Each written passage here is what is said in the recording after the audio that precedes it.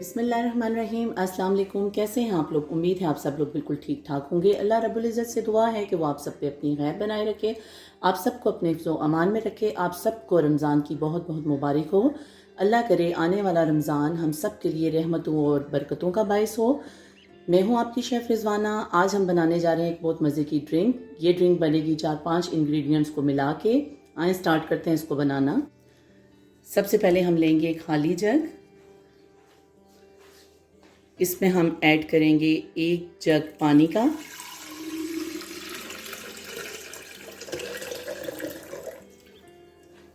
मैं शामिल करूंगी मैं इसमें नींबू पानी। ये 2 नींबू मैंने निचोड़ लिए थे। अब इसके साथ ही इसमें मैं शामिल करूंगी 4 से 5 चम्मच टैंग के।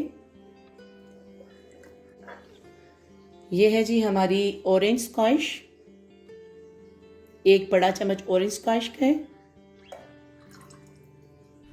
मैंगो स्क्वैश के 2 बड़े चम्मच,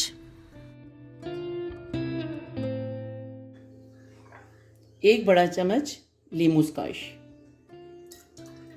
चीनी हम इसमें बिल्कुल भी शामिल नहीं करेंगे। इन सब चीज़ों को अब हम अच्छे से मिक्स कर लेंगे।